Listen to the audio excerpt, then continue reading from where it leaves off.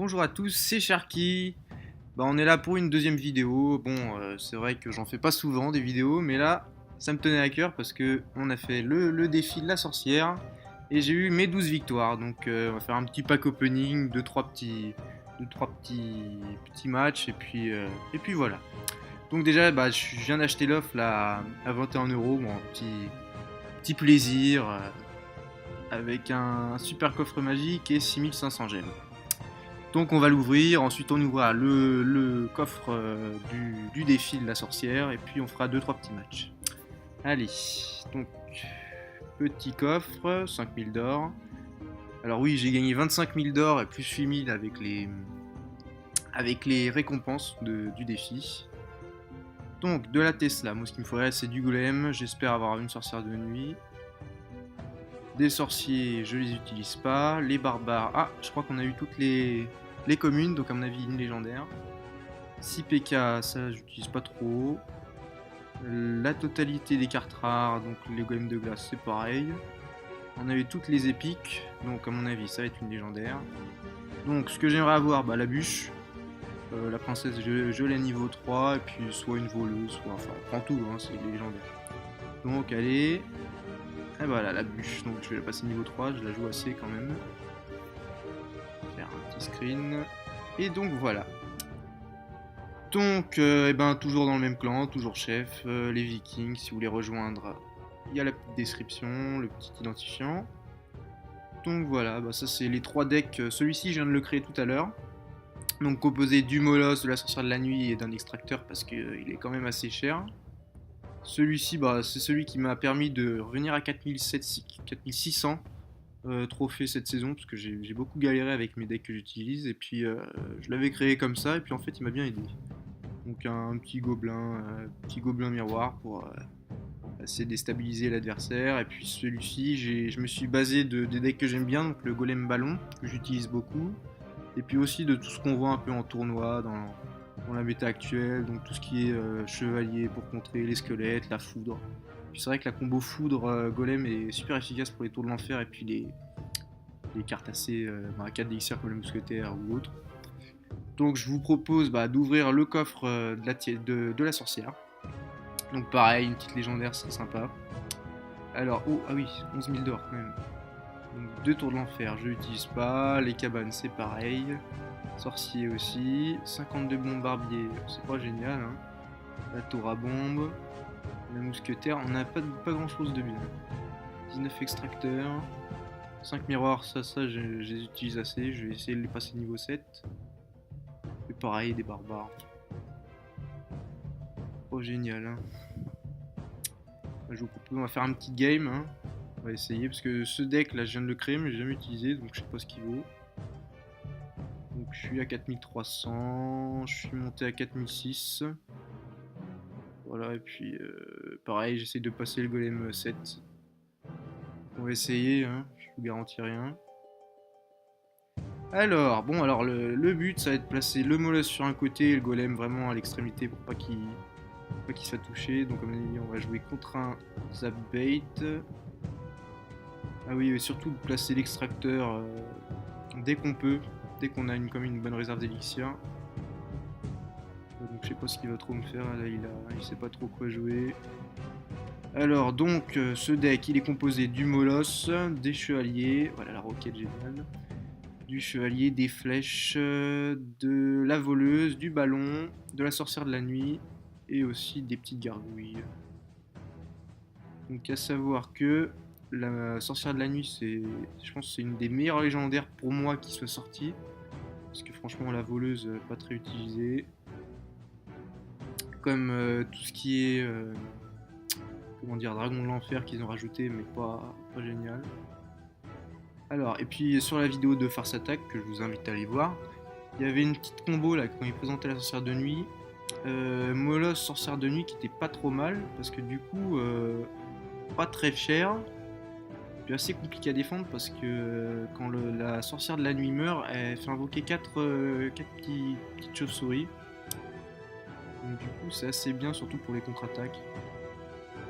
Parce que c'est pas des cartes souvent qu'on défend et puis en fait ça nous force à gâcher l'élixir.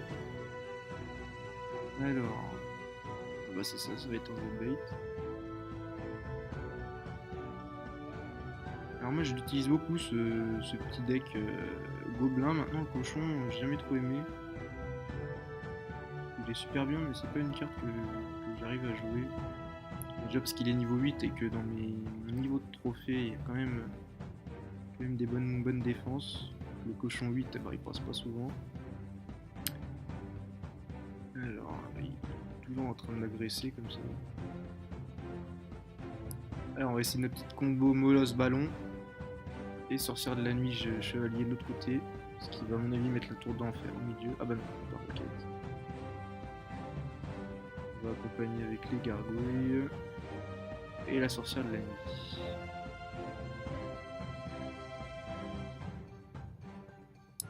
Je pense pas qu'il puisse défendre à droite. Maintenant, la gauche, je pense que c'est assez perdu.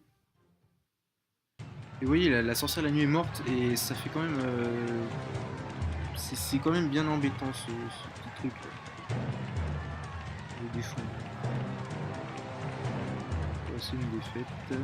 C'est une défaite et... Ouais, là, génial. Parce qu'elle est quand même super sensible à tout ce qui est... comment dire, attaque individuelle. Je pensais qu'elle attaquait comme la sorcière un peu à distance, mais c'est ça son défaut, c'est qu'elle fait beaucoup de dégâts, mais il faut vraiment la laisser passer. Vu que maintenant il y a de plus en plus de cartes qui sont apparues pour peu d'élixir. Nous on va essayer ce petit deck là. J'aurais quand même fait une victoire. Alors on joue contre un chinois, japonais ou asiatique, ou moins HK légende.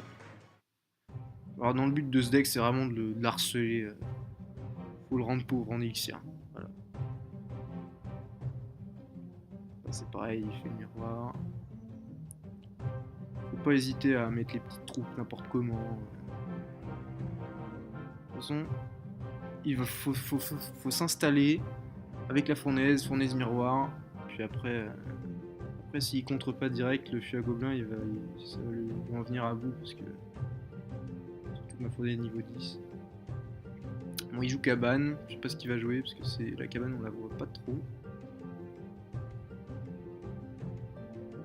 J'attends qu'il touche, voilà, très bien.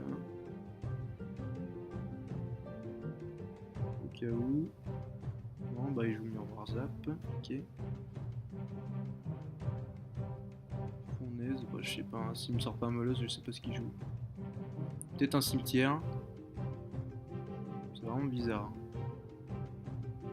Surtout que c'est pas la première carte qu'on améliore la cabane.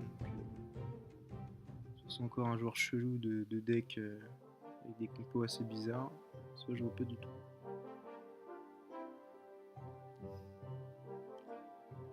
Alors, à gauche, on va quand même mettre la bûche. Très mal joué la bûche parce qu'elle touche pas la tour. Bien joué. On conseille des cabanes comme ça qui sont un peu isolées et qu'il n'y a pas vraiment de tank devant. Moi je vous conseille de pas trop défendre. Enfin surtout de ne pas essayer de l'éliminer rapidement. Je préfère qu'il s'installe et qu'il gâche un peu d'élixir parce que c'est vrai que dès qu'il commence à jouer des grosses cartes, il va me zapper, mais avec le miroir ça fait le fusette, ça va être compliqué à gérer, même pas. Oui, donc ce que je disais c'est qu'avec des bonnes grosses cartes, c'est assez compliqué de s'installer comme ça, il faut vraiment qu'il sorte des tanks.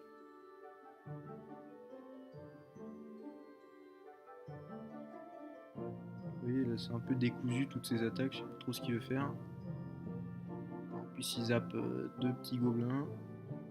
Pareil, miroir.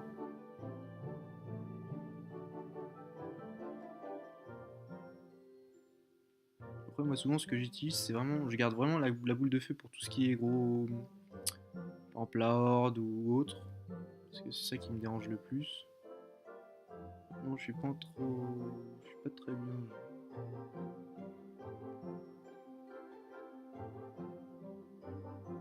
Bon, t'es faite.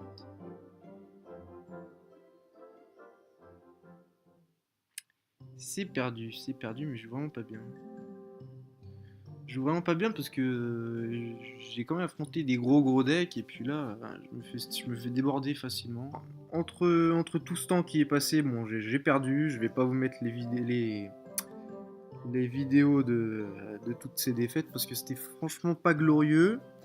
On va essayer une petite victoire avec ce deck. De toute façon, vous voyez bien à combien j'étais en trophée et à combien je suis redescendu, parce que j'ai essayé un peu du tout et n'importe quoi.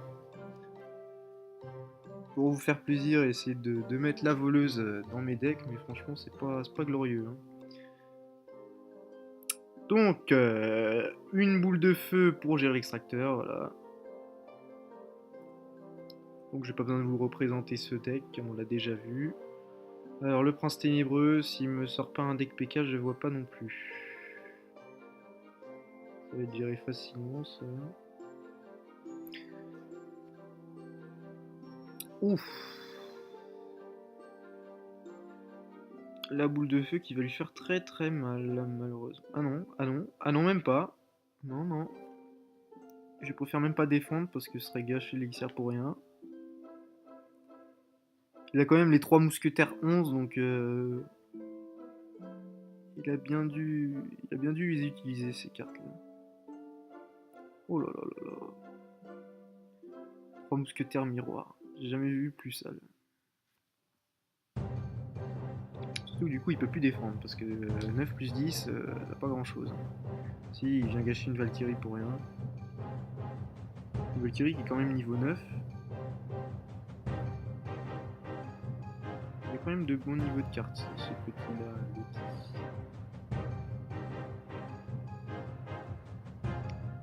Alors bon là il est pas très bien tous les deux. Hein. Il compte 400 et 500. Oh là là, qu'est-ce qu'il m'a sorti comme deck? Un deck super cher. Alors il croit qu'il est en défi. Peut-être. Il a pris des cartes au hasard. Alors c'est son petit frère qui joue parce que franchement là je comprends pas. Je comprends pas. Je comprends pas. Bah c'est une victoire enfin. Et voilà, donc 3-2, 3-2 parce qu'il a pas défendu et qu'il a franchement un truc. Petit deck pas très beau. Alors, bah ce petit coffre argent. Ah oui, 4,7. Bon, je pense qu'il veut gérer avec l'extracteur, mais pas génial. Alors, petite application aussi, et petite application, non, pas application du tout. Un petit site qui est vraiment utile, c'est Stats Royal. Donc ça permet déjà de voir tous ces statistiques, tout ce qui est victoire, défaite, le nombre de victoires qu'on a fait, surtout le nombre d'effets parce qu'on ne le voit pas dans le menu. Ça permet aussi, voilà, c'est de voir en fait tous les coffres qu'on va avoir dans le futur. Bon, après ça se rafraîchit et faut l'actualiser manuellement, mais c'est vraiment pratique parce que bon, des fois je sais que moi par exemple la nuit j'aimerais bien mettre des coffres en or et je sais pas quand les avoir. Donc plutôt que de jouer quand j'ai des choses à faire, je préfère regarder là-dessus, voir quand j'ai le temps, si j'ai 3 minutes ou si par contre je vais l'avoir en 3-4 coffres. C'est vraiment pratique. En plus, on a un petit onglet pour voir tout ce qui est les meilleurs decks, comment construire ces decks, les meilleurs joueurs de tous les réunis, le nombre de cartes, enfin les cartes qui sont les plus utilisées en ce moment. C'est vraiment quelque chose de super pratique et puis ça évite quand même de faire des erreurs quand on n'a pas le temps et qu'on se force quand même à jouer. Voilà, parce que c'est un jeu, mais il y a des fois où on se force quand même à jouer pour entretenir le jeu et pas perdre de niveau. Parce qu'on évite de dépasser. Et voilà, j'espère que cette vidéo vous aura plu, même si c'est que la deuxième et que voilà, il n'y a pas eu beaucoup de victoires. Je vous souhaite une bonne journée, une bonne soirée si vous me regardez la journée ou la soirée. Bah, moi chez moi il est 20h. Et voilà. Salut, salut!